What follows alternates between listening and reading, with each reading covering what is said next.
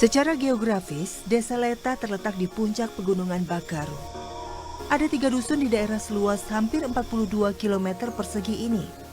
Kehidupan Desa Leta didominasi persawahan yang menjadi tempat hidup bagi lebih dari 1.500 jiwa.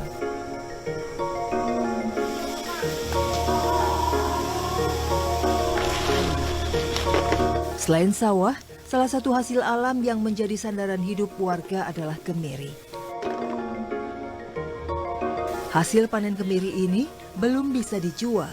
Kemiri masih harus dijemur selama beberapa hari. Kemiri dijemur hingga warnanya berubah dari coklat tua menjadi coklat muda. Kehidupan di desa memang serba terbatas. Jauh dari kabupaten, artinya jauh juga dari pasar. Pasar terdekat terletak di Desa Kaseralau, Kecamatan Batu Lapa. Namun pasar ini hanya ramai di hari Sabtu. Biasanya warga Leta akan berbondong-bondong pergi ke pasar Kaseralau. Untuk urusan jual beli, para wanita desalah yang menjadi ujung tombaknya. Ini karena laki-laki harus bekerja di sawah. Warga harus berangkat pagi-pagi sekali karena perjalanan menuju pasar cukup jauh. Tak hanya itu, pasar pun hanya buka setengah hari. Belum lama berjalan, kami sudah harus melewati jalan ini. Jalan menuruni gunung. Jalan setapak yang langsung berhadapan dengan jurang juga harus kami lalui dengan sangat hati-hati. Medan yang cukup berbahaya membuat kami selalu menjaga jarak dan saling mengawasi di sepanjang jalan. Tibalah di bagian tersulit di perjalanan ini. Setelah melintasi jalan setapak, kami harus menuruni tangga kayu. Inilah ujian sesungguhnya saat warga Desa Leta saat mereka harus ke pasar. Tangga kayu ini adalah hasil swadaya masyarakat sejak berpuluh-puluh tahun silam. Tak heran jika ada bagian tangga yang sudah lapuk di sana-sini. Kami pun harus ekstra hati-hati, menjaga keseimbangan sekaligus melangkahkan kaki di setiap anak tangga. Kami tak boleh salah pijak anak tangga yang sudah rapuh. Salah pijak bisa berakibat fatal, terjatuh ke bawah lereng gunung ini.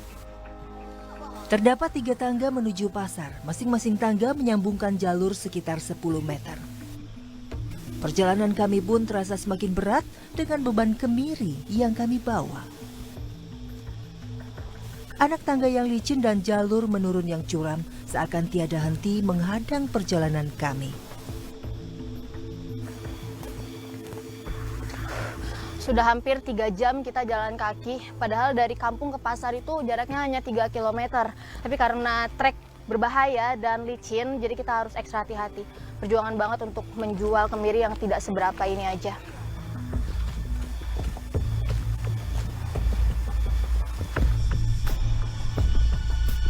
Tiga jam perjalanan dengan jalur seperti ini terasa sangat melelahkan. Akses jalan yang sulit dan berbahaya juga membuat warga tidak bisa membawa banyak kemiri untuk ditukar rupiah di pasar. Satu orang hanya bisa membawa maksimal 1 karung. Jangan lihat 1 karungnya karena beratnya bisa mencapai lebih dari 10 kilogram.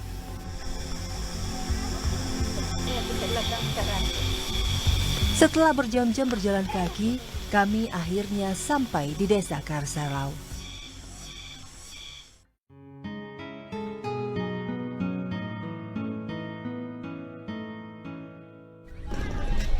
Sepertinya kami tiba di pasar terlalu siang. Pengunjung pasar sudah tidak begitu ramai seperti saat pagi hari. Barang-barang yang dijual pun hanya tinggal sisa-sisa. Inilah resiko ketika waktu kami habis di jalan. Soal kemiri kami masih beruntung. Sudah ada pembeli kemiri yang menjadi langganan warga Desa Leta.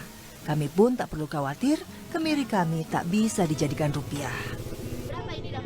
Di Kaseralau 1 kilogram kemiri harganya Rp17.000. Dari 1 karung kemiri, biasanya warga Leta bisa mendapatkan uang sebanyak Rp200.000. Jumlah rupiah yang cukup besar bagi mereka. Namun, mereka tidak pernah membawa pulang uang ke Desa Leta. Uang hasil menjual kemiri biasanya langsung dibelanjakan di pasar. Uang langsung ditukar dengan barang dan kebutuhan pokok warga desa. Selain kemiri, warga juga menjual hasil mereka bertani seperti cabai. Di sini juga masih mengenal sistem barter. Terkadang sebelum wujud uang diterima, nilai jualan mereka langsung ditukar dengan kebutuhan pokok warga.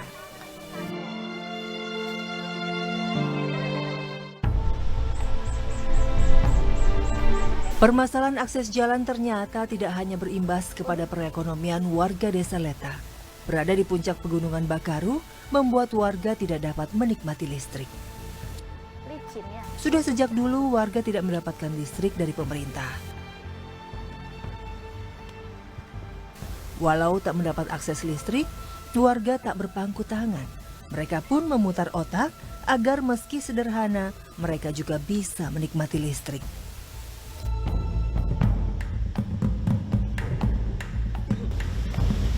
Hari ini kami akan menuju lokasi kincir air pembangkit listrik swadaya milik warga. Pengecekan dilakukan 2 kali dalam seminggu secara bergiliran.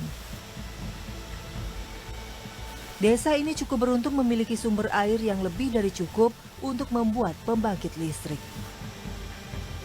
Namun lagi-lagi, lokasi kincir air cukup jauh dari pemukiman warga dan harus melewati jalan perbukitan.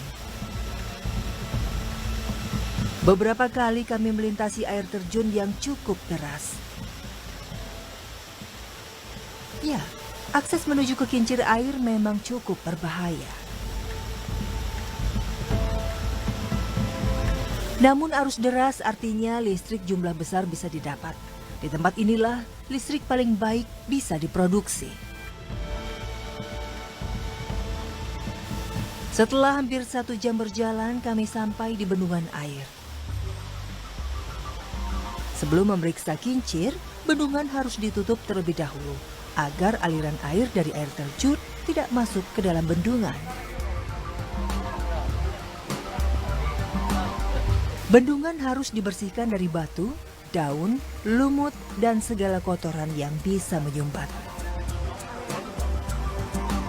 Menggunakan pembangkit mikrohidro seperti ini harus sangat telaten, menjaga, dan merawatnya. Jika bendungan tersumbat atau kotor sedikit, kincir akan mati. Kincir yang tidak berputar artinya tak akan ada listrik mengalir ke desa.